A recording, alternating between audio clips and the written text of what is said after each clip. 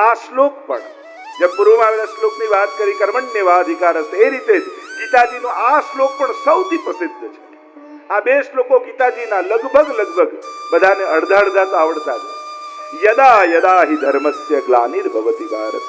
ભગવાન અવતારવાદની વાત કરી રહ્યા છે. પછી આગળ પુનર્જન્મની પણ વાત કરશે કે જીવાત્મા કઈ રીતે જન્મ લઈને આવે છે, કર્મ અનુસાર એની ગતિ. આપણે ત્યાં જો ગીતાજીમાં પણ ભગવાનના વ્યૂહ, ભગવાનનો અવતાર, ભગવાનની વિભૂતિ, આવા જુદા જુદા પ્રકારના ભેદ છે. ભગવાન એ જ છે.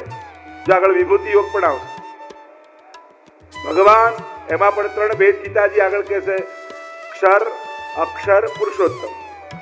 પછી ભગવદ અવતારની વાત, યદા યદા હિ ધર્મસ્ય ગ્લાનિર્ભવતિ, અને શ્રીમદ ભાગવતમાં એતે ચાંસ કલા પુંસ કૃષ્ણસ્તુ ભગવાન સ્વયં 24 અવતારની જે વાત કરી છે, સનત કુમારોથી લઈને કલ્કી સુધી, અવતૃ ધાતુ પરથી અવતાર શબ્દ બને, ઉપરથી ભગવાનનું નીચે આવું. જીવ પણ આવે છે, ભગવાન પણ આવે છે. બંનેમાં ફરક એ છે, જીવ વિવશતાથી આવે છે અને ભગવાન વ્યવસ્થાને કારણે આવે છે. આ મૂળ ભેદ.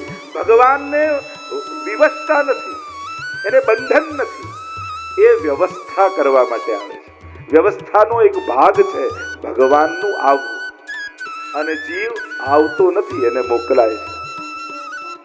જો આપણે જ આવતા હોત ને આપણે જ નક્કી કરવું હોત તો કોઈ ગરીબના ઘરે બાળકનો જન્મ જ ન થાય. એ તો વિવશ થઈને આવે. એ વ્યવસ્થાનો ભાગ નથી. જેવા કર્મો કર્યા એ પ્રમાણે. એટલે હું તો ઘણી વાર કહું કે તમે વૈષ્ણવ કુળમાં તમારો જન્મ થયો છે, એ અકસ્માત નથી, એ ભગવાનની વ્યવસ્થા છે. કારણ કે ગીતાજી એનું પ્રમાણ આવે છે. સુચિનામ શ્રીમતામ ગે, જેણે અનેક જન્મો સુધી ભક્તિ કરી છે, એ જીવના જ્યારે થોડા કર્મો બાકી છે ને એને મારી ભક્તિનું ફળ આપવું છે, ત્યારે હું એને એ સુચિનામ કોઈ પવિત્ર શ્રીમંતના ઘરે, એવા ઘરે જન્મ આપું જ્યાં ભક્તિ કરવાની એને બધે જ વ્યવસ્થા મળે. એટલે તમારું વૈષ્ણવ કુળમાં જન્મ લેવું એ તમારા અનંત જન્મોના પુણ્યોનું ફળ છે. અને અકસ્માત ન માનતા કે બસ અહીંયા જન્મ લીધો એટલે વૈષ્ણવ થઈ ગયા અને વૈષ્ણવના કુળમાં ના. તમને અકસ્માત લાગે છે, ભગવાનની તો વ્યવસ્થા જ છે. આ પ્રભુએ નિર્ધારિત કરી અને તમને મોકલ્યા છે.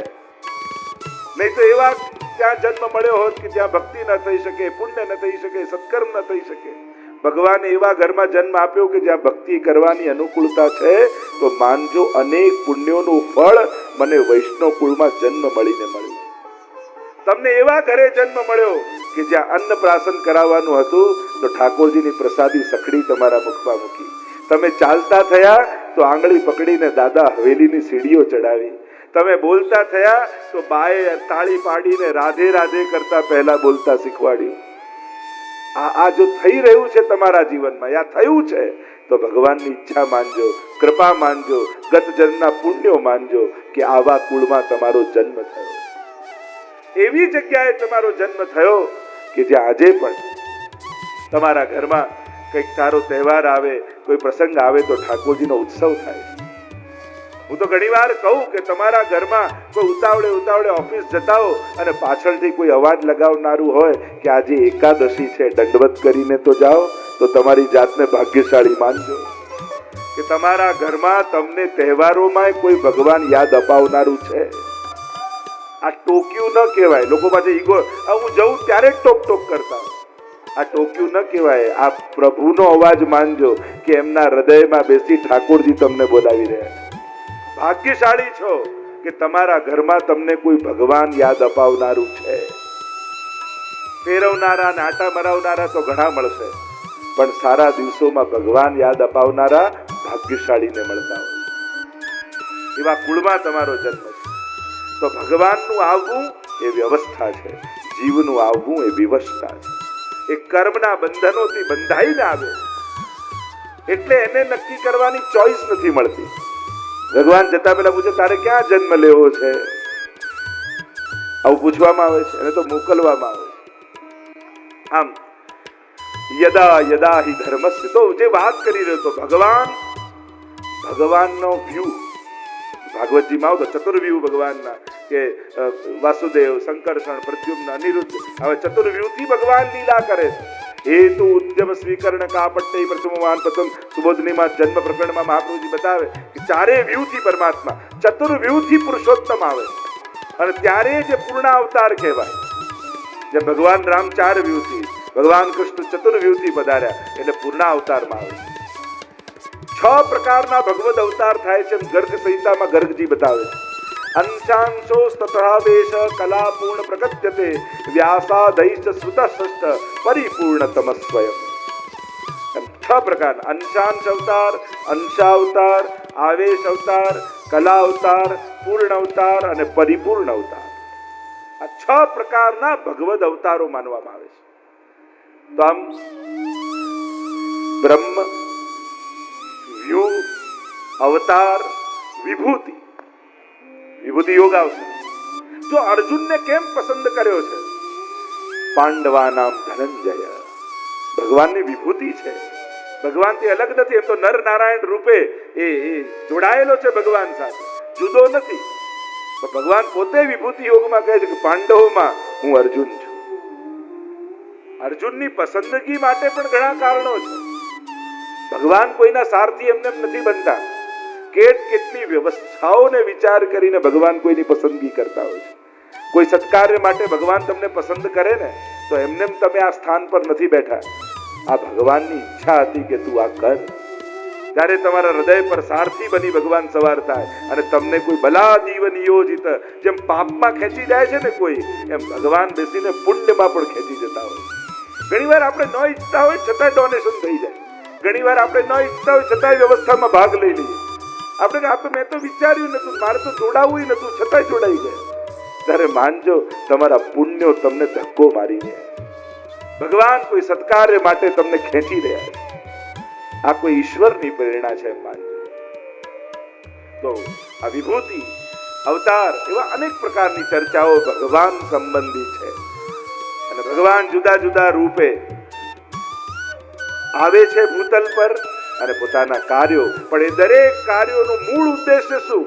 યદા યદા હિ ધર્મસ્ય ગ્લાનિર્ભવતિ ભારત, ધર્મની ગ્લાનિ થાય. એમ તો 3 કારણ આપ્યા ભાગવતજીમાં. પૃથ્વી, ગાય અને માતા, આ 3ના દુઃખને હરવા માટે પરમાત્મા આવે છે. કારણ કે જ્યાં સુધી આ 3 દુઃખી છે ત્યાં સુધી ધર્મની સ્થાપના નહીં થાય. ધર્મની સ્થાપના ભગવાનનો મુખ્ય ઉદ્દેશ્ય છે. અને એટલા માટે મુખ્ય ઉદ્દેશ્ય સાચવવા માટે ગૌણ ઉદ્દેશ્યોને ત્યજી દેવા યા ઉલ્લંઘી જવાય અપરાધ નથી.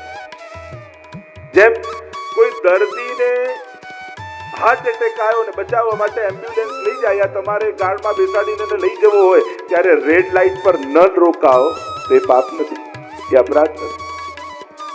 એમ્બ્યુલન્સ હોય ને રેડ લાઇટ તોડીને નીકળી જાય, અરે આ તો નિયમ છે, રેડ લાઇટમાં ઉભા રહેવું પણ એમ્બ્યુલન્સને છૂટ છે. જ્યારે તમારે જ્યારે અતિ એકદમ જ્યારે એવા સંજોગ થઈ જાય, આપતકાલ થઈ જાય, ત્યારે ઘણા બધા નાના નાના વ્યવસ્થાના ભાગોને આપણે ઉલ્લંઘી જતા હોય.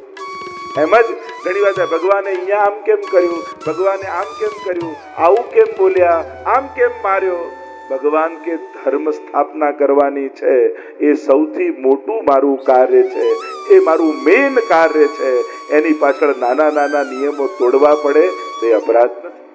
કારણ કે ધર્મની સ્થાપના કરવાની મૂળ સાચું અને ખોટું એ પછી આવે, પહેલા સારું અને ખરાબ આવે. સાચું કરતા ખરાબ થાય છે તો એ સાચું સાચું નથી, પણ ખોટું કરતા સારું થાય છે તે ખોટું પણ સાચું છે. કારણ કે એનું પરિણામ સત્ય છે. અને એટલા માટે ઘણી વાર આપણે ભગવાનની લીલા, એ પણ આપણે આગળ જોઈશું કે આ ભગવાનની લીલા છે, કર્મ નથી. એની પણ આગળ ચર્ચા કરીશું. તમે ઘડો ખરીદવા જાઓ માટીનો, ત્યારે ટકોરા કુંભારના માથે મારો કે ઘડામાં મારો? આપણે લોકો ભગવાન જોડે એવું કરી, કઈ પણ ઘટના ઘટે ને એટલે ટકોરા ભગવાનના માથે મારી કે આ સાચું ખોટું આવું કેમ કર્યું ભગવાન. અરે ના, આ ભગવાનની લીલાઓનું અર્થઘટન એવું કરો કે ભગવાનની સત્યતા જે છુપાયેલી છે એ પ્રગટ થઈ જાય.